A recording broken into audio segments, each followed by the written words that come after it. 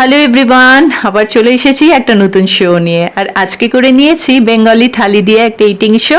আচ্ছা, তোমরা সবই দেখতে পাচ্ছ, কিন্তু তাও আরেকবার আমি ক্লিয়ারলি বলে দেবো কি কি নিয়েছি আজকে ইটিং শোতে। তো চলো আজকে শোটা স্টার্ট করছি। আশা করি তোমরা সবাই ভালো আছো।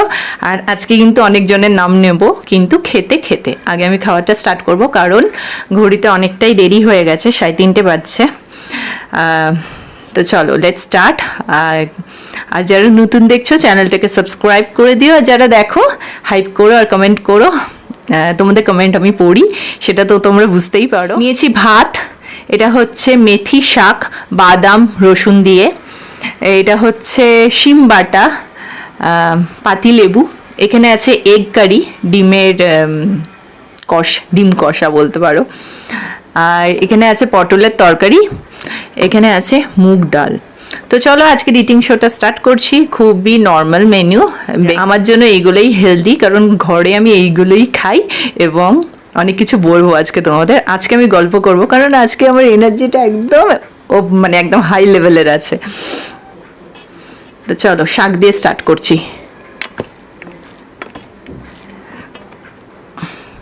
এগ কারিটা আমি এইদিকে সরাচ্ছি, কারণ আমার অসুবিধা হচ্ছে এইদিকে। আর লাস্টের দিকেও খাবো এগ কারিটা, দেখা যাচ্ছে হয়তো। চলো, হ্যাঁ যেটা বলতে ভুলে গেছি, আজকে সব রান্না মা করেছে। আজকে আমি একটু মানে একটা খুঁটো নাড়িনি, আজকে সব মা করেছে, তাই জন্য এনার্জিটা একদম আমার ফুল আছে।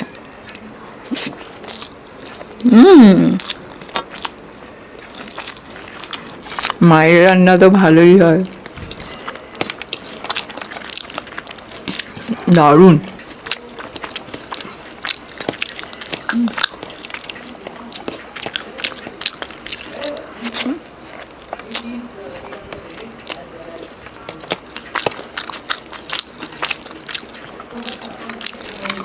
আমার ছেলে মার বাবার কাছে ঘুমোচ্ছে।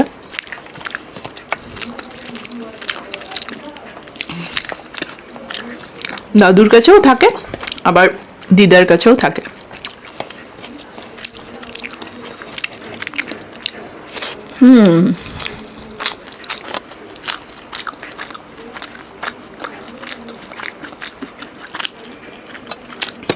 নাম নিতে হবে তো।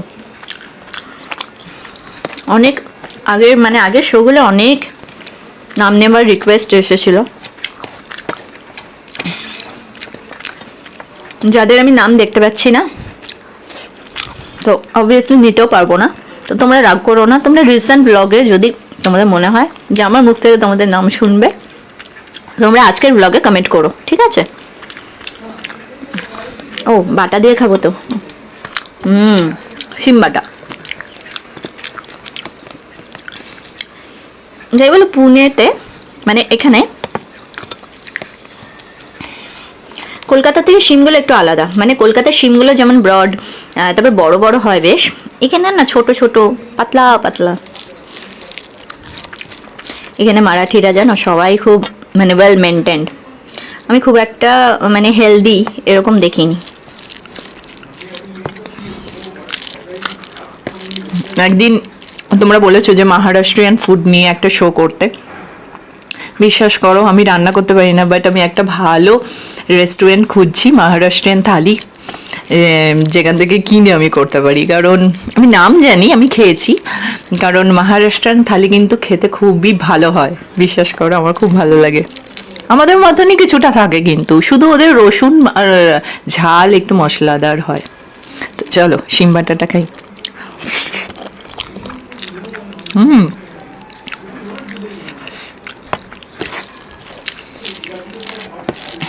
মায়ের হাতের রান্না কি যে শান্তি। যারা নতুন দেখছো তারা জিজ্ঞেস করো যে তোমার শাশুড়ি মা না মা। আমার নিজের মায়ের কথা বলছি আমি। আমার মা আমার কাছে আছে, আমার বেবি হওয়ার আগের থেকে আছে, আমার প্রেগনেন্সির থেকে আছে।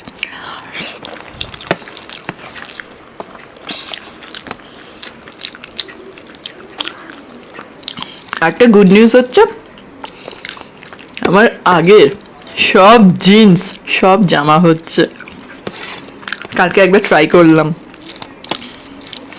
আমি কিন্তু খাই, এইসবই খাই, নর্মাল করে আর কোনো ডায়েট হয় না আমার দ্বারা।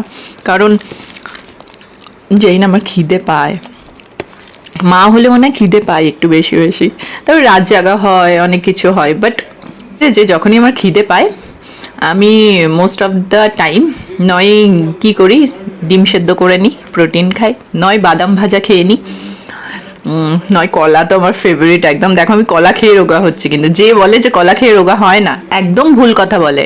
আমার আগের জিন্স মানে যেগুলো আমি পরতাম সব হচ্ছে, মানে 2020 জিন্স হচ্ছে, ভাবা যায় না কি আনন্দ।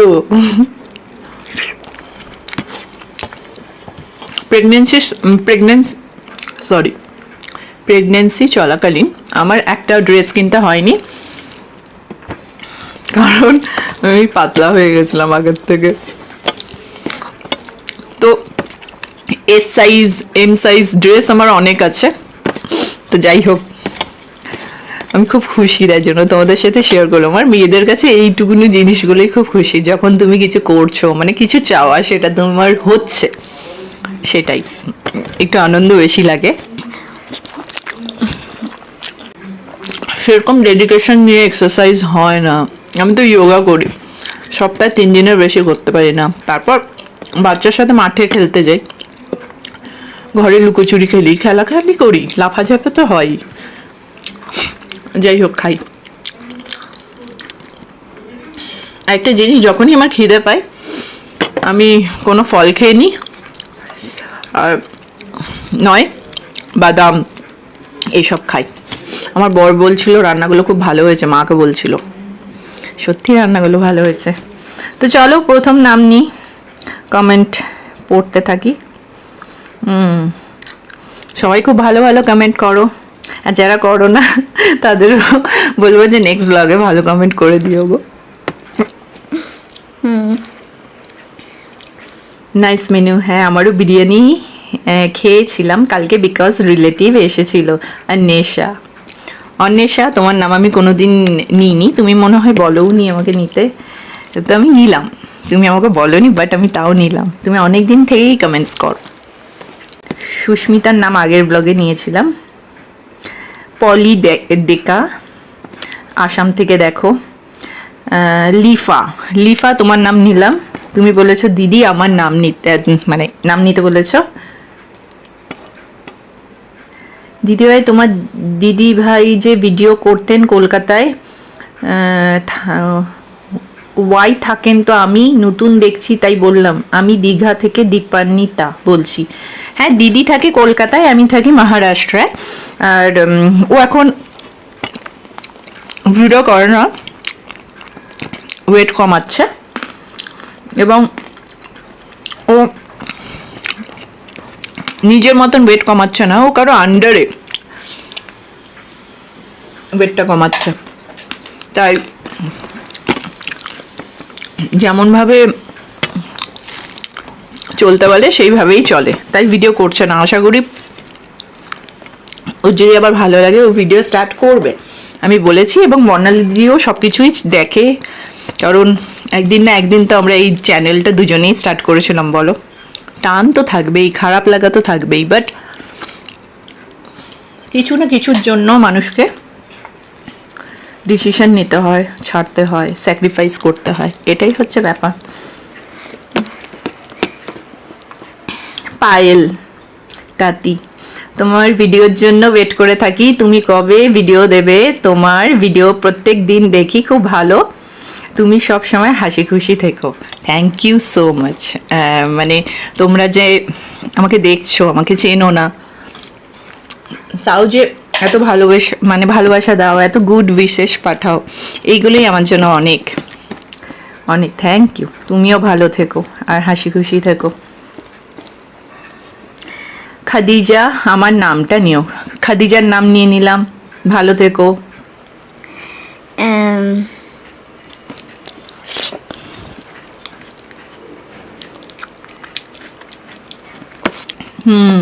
রূপসা বলেছে আমার বয়ফ্রেন্ড এই কিছুদিন আগে মহারাষ্ট্র গেছিল, ম্যারাথন ঘুরে আসলো, খুব সুন্দর জায়গা। সত্যি এখন তো মানে মহারাষ্ট্রের সৌন্দর্যটা বেশি বোঝা যায় রেনি সিজনে, আমি বলি না যে রেনি সিজনের জন্য এখানের মানুষরা ওয়েট করে। এখন তো ইউটিউবে মানে অনেকজনই কন্টেন্ট ক্রিয়েটার, মানে অনেক কন্টেন্ট ক্রিয়েটার হয়েছে যারা ঘোরার নিয়েও দেখায়। তো সেখানে তবে মহারাষ্ট্রের অনেক কিছু জায়গা নিয়েও ভিডিও দেয়, সত্যি ওরকমই।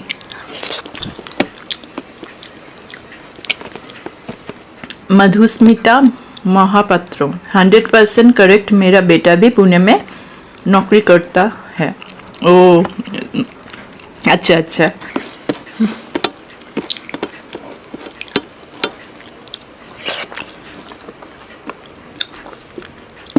তনিমা খুব মজা করে আমার সাথে। আমি জানি না তুমি আমার থেকে ছোট না বড়, বা আমার বয়সীও হতে পারো, বাট আমি জানি না, খুব বন্ধু বন্ধু মনে হয়।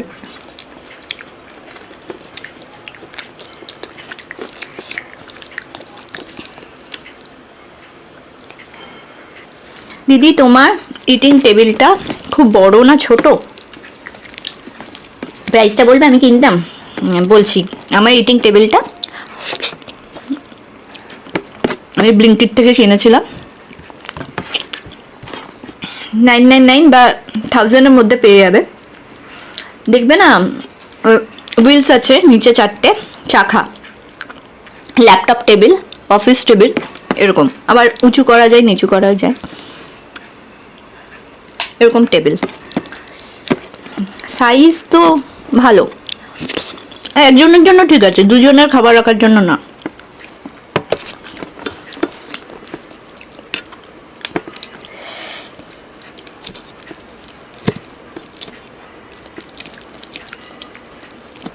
হ্যাঁ গো অপরিজিতা দি, তুমি বলেছো show must go on. Thank you so much. সত্যি আরে এত কিছুর পরও যে আমি জানি না, আমার শো করতে ভালো লাগে অ্যাকচুয়ালি। যে না, তারপরে এরকম কমেন্টগুলো দেখে না আমার মনে হয় একটু গল্প করি। তো যারা গল্প পছন্দ করো না তারা অবভিয়াসলি বন্ধই করে দেবে। মাঝে মাঝে গল্প করতে ভালো লাগে আমার। আমি স্কুলে খুব টকেটিভ ছিলাম।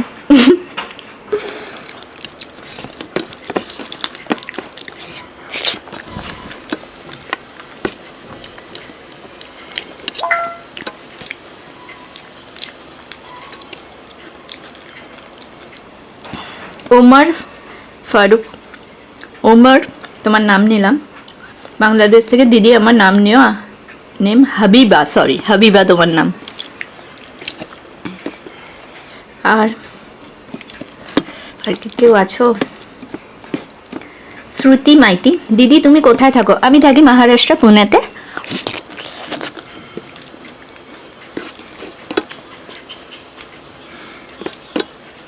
তোমাদের কমেন্টেই হাসছি। সৃজা, সৃজা কোলে, একদম ঠিক কথা বলেছো। এই রে মাইকটা তো ভাত খাচ্ছে দেখছি এখানে।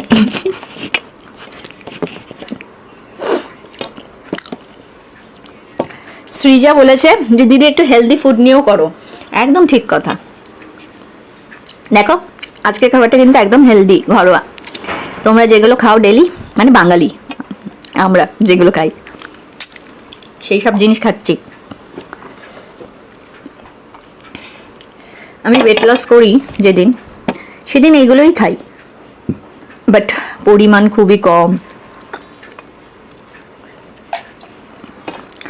আমি যতবারই ওয়েট লস করেছি খুব একটা অত্যাচার করিনি বডির সাথে, জাস্ট যোগা করি, ঠিক টাইমে ঘুমানোর, মানে ফোনটা ঘাঁটি না রাত্রে। আর যখনই খিদে পাই না, মানে পায়, আমি একটা করে ডিম সেদ্ধ বা কিছু ভালো জিনিস খাই যেটা হেলদি, এটাই যা। চা কিন্তু আমি খাই, জানো তো, আমার প্রেগনেন্সির থেকে যেটা একটা নেশা হয়েছে, হ্যাবিট হয়েছে, মানে নেশা হয়েছে, হ্যাবিট হয়েছে, সেটা হচ্ছে চা।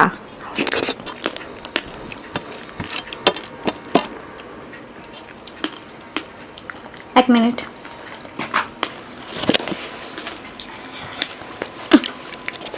মা এত সুন্দর রান্না করেছে, আজকে মাইকটাও বলছে আমি খাবো।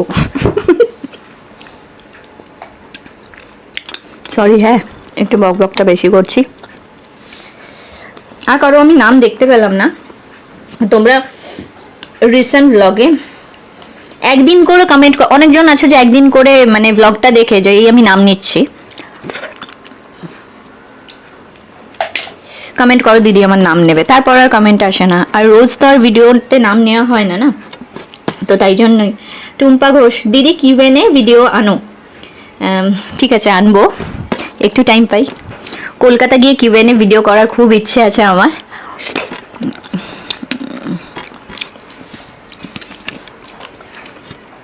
তখন আমি পোস্ট দেবো, তোমরাই কোয়েশ্চেন করো, সেইগুলো রিপ্লাই দেবো। তোরা বড়িক, তুমি আমার অনেক ভিডিও দেখো, অনেক দিন থেকে নাম নিতে বলছো। তোরার নামটা আমি অনেকগুলো কমেন্টেই পড়েছি, তুমি অনেক দিন থেকেই নাম নিতে বলছো। যেটা বলছিলাম যে অনেকেই আছো যে নাম নিচ্ছি বলে দেখে ভিডিওতে কমেন্ট করে চলে যাও যে দিদি তোমার শো দেখতে ভালো লাগে কিন্তু জানো তো আমি তো দেখতে পাই কমেন্টগুলো, আমি পড়ি। আমি এখন রিসেন্ট শো যখন সব কিছু চেক করতে যাই কমেন্টটা প্রথমেই আসে, তো আমি পড়ি, তো তখন মনে হয় যে এই তো নতুন করছে, আমি তো মানে এরকম কমেন্ট মানে করে নতুন একদম ফার্স্ট কমেন্টে এরকম দেখিনি। এবার যারা তোমরা অনেক মানে রোজ প্রায় কমেন্ট করো, আগের শোগুলোও দেখো, তারা যে কমেন্ট করো তাদের নামগুলো আমার ঠিক মনে থাকে।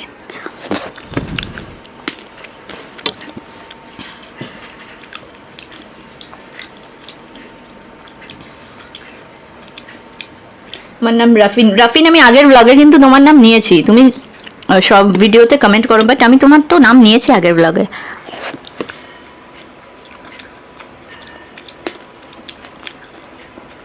আচ্ছা চলো আবার কোনো অন্য ব্লগে নাম নিয়ে নেবো, রিসেন্ট ব্লগ যেগুলো হবে আমি বলে দেবো কোন শোতে আমি নাম নিচ্ছি, তো সেইভাবে তোমরা কমেন্ট করো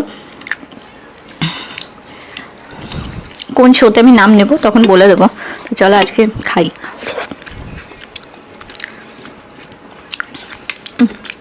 ফাঁকা বাটি।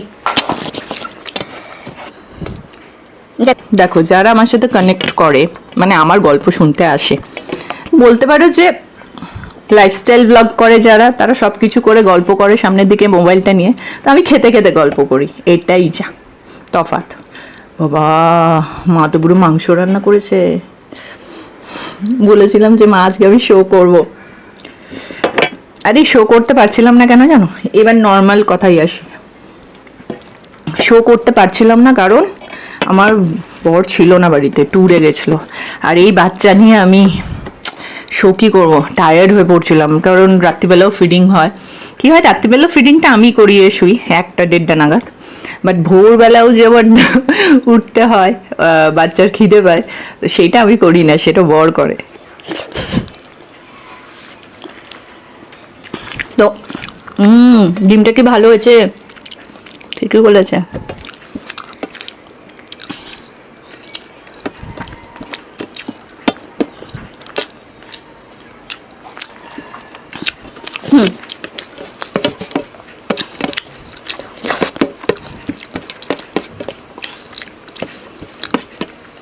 ফুল বকবক করেছি, কি খেয়েছি আমি নিজেও জানি না।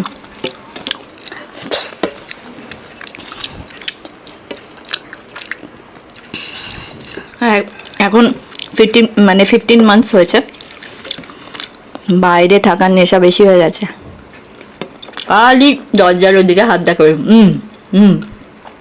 কয়েকটা ওয়ার্ড বলছে জানো, যেই বলছি মা বলো, বাবা বলে দিচ্ছে। এখন আবার একটা নতুন জিনিসে মানে কোর্সে আছি আমি, জেন্টাল প্যারেন্টিং। ওহ, এই জেন্টাল প্যারেন্টিং নিয়ে হাসিও পাচ্ছে, এবং আরেকটা অ্যাডভান্টেজ হচ্ছে যে আমি খুব শান্ত হয়ে গেছি।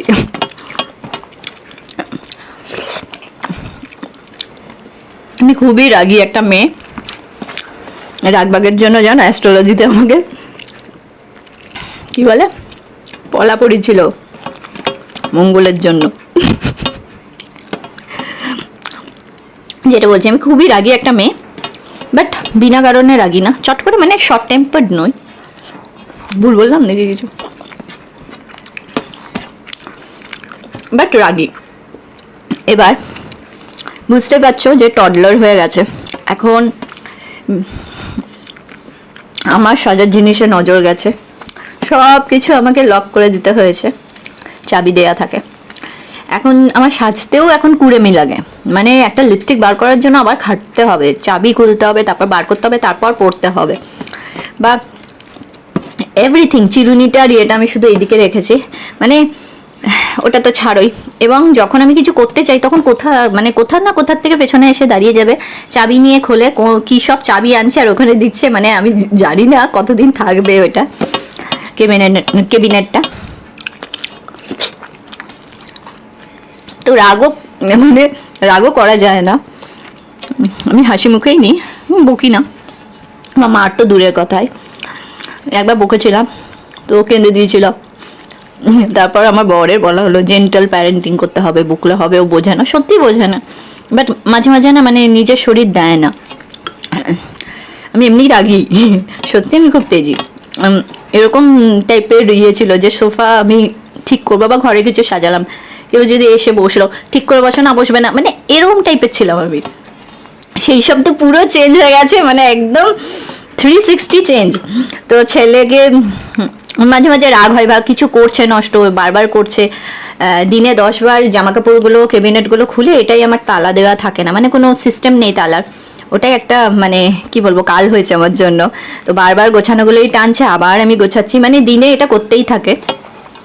তো এর মধ্যেও আমাকে ঠান্ডা মাথায় সব কিছু মানে নিতে হয়। জেন্টাল প্যারেন্টিং মানে কি বলবো।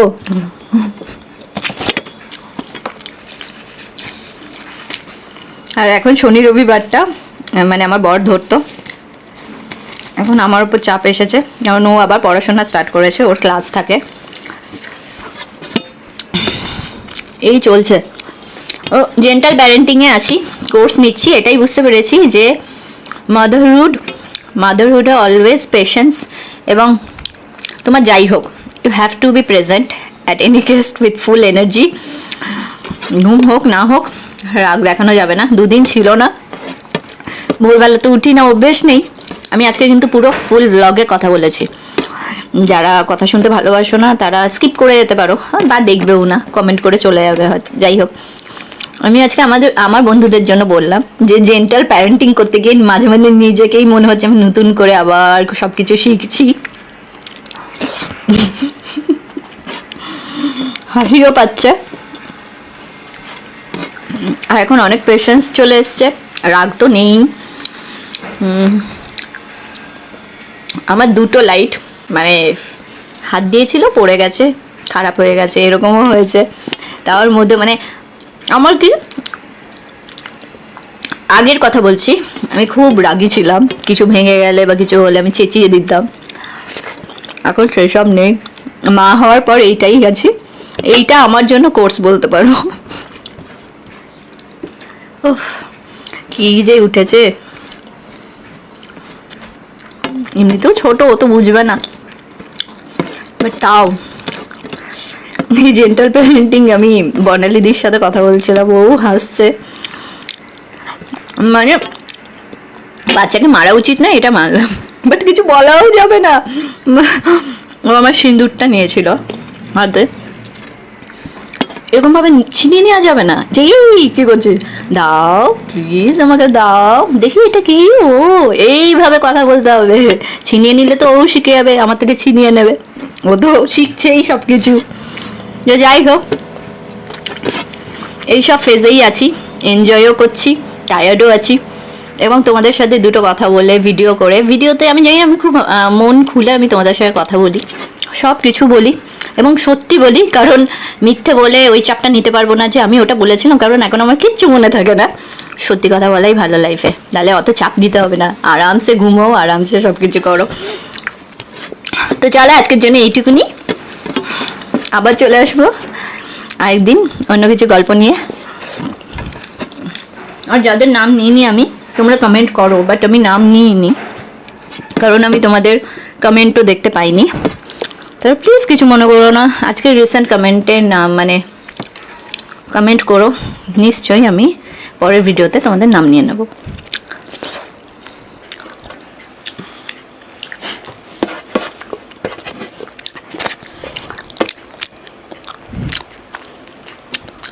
ভালো হয়েছে।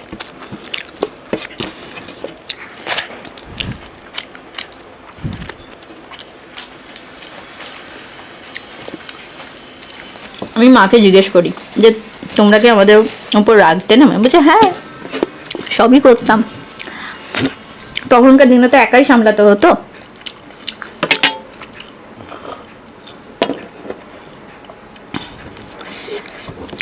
আমার মা 4টে ছেলে মেয়ে মানুষ করেছে এবং আমি ভাবছি যে টলারেন্স ক্ষমতা বা পেশেন্স কতটা লাগে। আমি একটা নিয়ে জন্য তো আমি মাঝে মাঝে ভাবছি ওরে বাবা, মানে কি কষ্ট। তখনই আমার মনে পড়ে, কারণ আমার বাড়িতেই একটা এক্সাম্পল আছে, আমার মা 4টে ছেলে মেয়ে মানুষ করেছে, আবার এনার্জি বাড়িয়ে কাজ করতে থাকি। তো চলো, আমার তো তাও সৌভাগ্য আছে যে মা রান্না করে দেয়, আমি টায়ার্ড থাকলে শরীর খারাপ থাকলেও শুয়ে থাকতে পারি।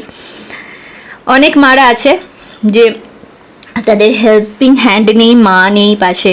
অনেকজনেরই তো মা মানে না, এরকমই বুঝতে পারছো, মানে মা পাশে নেই মানে বলতে চাইছি কাছে নেই। তো একাই করতে হয় সব কিছু। তো সেইগুলো ভেবেই আবার আমি মানে নিজেকে মানে গ্রেটফুল মনে করি ঠাকুরের কাছে যে না যাক, মানে আমি তো এইসব হেল্পিং হ্যান্ড এই সুবিধাগুলো পাচ্ছি, মানে আমার শরীর খারাপ হলেও মুখের সামনে কেউ তো ভালো খাবারটা দিচ্ছে, যেটা খেয়ে আমি আবার হেলদি হয়ে আবার মানে শরীর খারাপ থেকে উঠতে পারছি, এটাই অনেক। তো চলো, আজকের জন্য এইটুকুনি, আবার চলে আসবো নতুন শো নিয়ে খুব তাড়াতাড়ি। দেখতে থাকো এফ অ্যান্ড ফুড শো, একটা নর্মাল ব্লগই বলতে পারো, ইটিং শো নয়, জাস্ট গল্প করতে এসেছিলাম। বাই।